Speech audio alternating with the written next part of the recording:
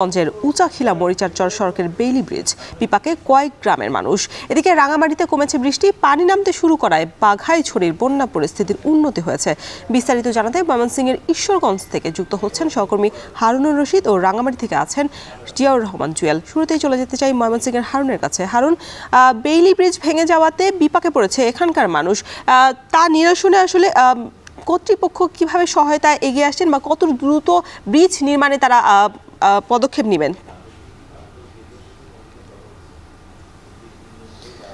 রোশন, ময়মনসিংহের ঈশ্বরগঞ্জের উচ্ছাখিলা ইউনিয়নের উচ্ছাখিলা থেকে মরিচারচর গ্রামে যাওয়ার যে একটি ব্রিজ রয়েছে সড়কে, সেই বেইলি ব্রিজটি কিন্তু ভেঙে গেছে পানির তোরে।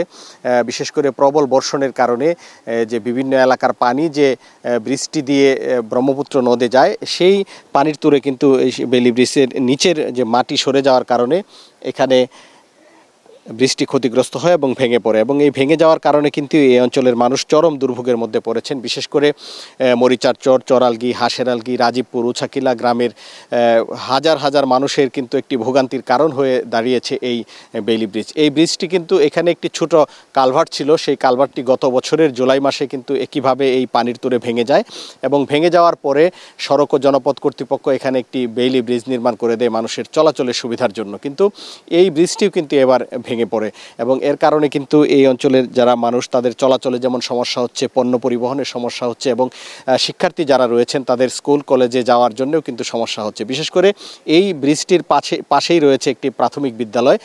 এই প্রাথমিক বিদ্যালয়ে কিন্তু শিশুরা আসা যাওয়া করতে পারে না, এবং উচ্ছাখিলা বাজারে বেশ কিছু স্কুল রয়েছে, কলেজ রয়েছে এবং অন্যান্য শিক্ষা প্রতিষ্ঠান রয়েছে, সেগুলোতে কিন্তু শিক্ষার্থীরা চলাচলে অনেক সমস্যা হচ্ছে। এবং সবচেয়ে বেশি বেকায়দায় পড়েছে এই চরাঞ্চলের কৃষকরা, যারা তাদের উৎপাদিত কৃষি পণ্য, বিভিন্ন ধরনের সবজি কিন্তু তারা পরিবহন করতে পারছেন না, এবং আশপাশের যে বাজারগুলো রয়েছে সেই বাজারগুলোতে কিন্তু নিয়ে যেতে পারছেন না, যার কারণে বিপুল একটি ক্ষতির মুখে পড়েছেন।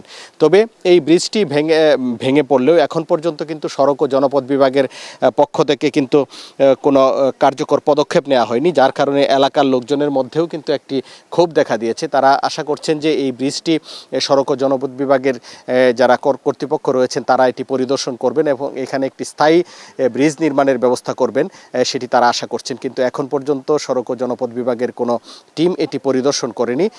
তো এখানে যারা জনপ্রতিনিধি রয়েছেন এবং যারা সচেতন মানুষ রয়েছেন তারা কিন্তু বিভিন্ন জায়গায় চেষ্টা করছেন, কিন্তু এখনও কোনো কার্যকর পদক্ষেপ নেওয়া হয়নি। তো এই ছিল আমার কাছে ময়মনসিংহ থেকে সর্বশেষ। ময়মনসিংহ থেকে এবার একটু যেতে চাই রাঙামাটিতে, সেখানে আছেন সহকর্মী জিয়াউর রহমান জুয়েল। জুয়েল, আপনি জানিয়েছিলেন বাঘাইছড়ির বন্যা পরিস্থিতির উন্নতি হয়েছে, সব মিলিয়ে বন্যার কি খবর আছে জানাবেন?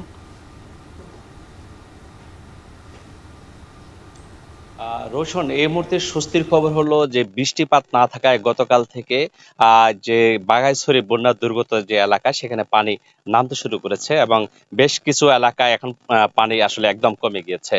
সেখানকার সর্বশেষ পরিস্থিতি হচ্ছে যে সেখানে 55টি আশ্রয়কেন্দ্র খোলা হয়েছিল, 27টিতে মানুষ অবস্থান নিয়েছিলেন যারা বন্যা দুর্গত।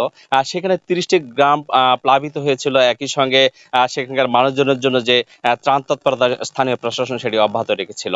এখন যেটি হয়েছে যে গতকাল থেকে বৃষ্টিপাত না হয়, আসলে এই বৃষ্টিপাত হলেই পাহাড় ধস এবং এই বন্যার অবস্থা তৈরি হয়। আমি একটুখানি বলি, বাঘাইছড়ির যে বন্যা পরিস্থিতি তৈরি ছিল সেখানে আভ্যন্তরীণ যে সড়ক রয়েছে সেই সড়ক যোগাযোগটা বিচ্ছিন্ন হয়ে গিয়েছিল।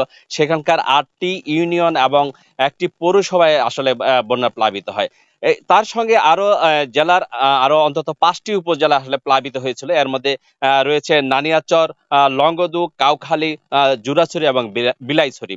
এই 6টি উপজেলা আসলে নিম্নাঞ্চল যে রয়েছে সেখানকার গ্রামগুলোতে প্লাবিত হয়েছিল এই বন্যার জলে। তবে এখন সেটি নামতে শুরু করেছে, এই পরিস্থিতি বেশ স্বাভাবিক। তবে এখন পর্যন্ত যে বৃষ্টিপাত হয়, যে পাহাড় ধস এবং যে বন্যা পরিস্থিতির কারণে গতকাল দুপুর পর্যন্ত 10,200 মানুষ আশ্রয়কেন্দ্রে আশ্রয় নিয়েছিলেন, এবং সেটি কমে গিয়ে যেহেতু বৃষ্টিপাত কমে গেছে সেই কারণে সেখানে এখন পর্যন্ত আজকে পর্যন্ত 9,800 মানুষ অবস্থান করছেন। অনেকেই তাদের নিজের ঘর বাড়িতে ফেরত গেছেন। একটুখানি বলে রাখি যে গত 15 আগস্টে বিকেল থেকে মূলত বৃষ্টিপাত শুরু হয়েছে, এবং সেখানে বৃষ্টিপাতের কারণে উজান থেকে ঢলের এই পরিস্থিতিতে এসে এই বন্যা এবং পাহাড় ধসের সংখ্যা তৈরি হয়। এরপরে প্রশাসন 267টি আশ্রয় কেন্দ্র খুলেন। এই ছিল আমার কাছে রাঙ্গামাটি থেকে সবশেষ। রোশন। রাঙামাটি ও ময়মনসিংহ থেকে বন্যার পরিস্থিতি জানাচ্ছিলেন সহকর্মীরা। এদিকে ভয়াবহ বন্যায় ভাসছে কুমিল্লার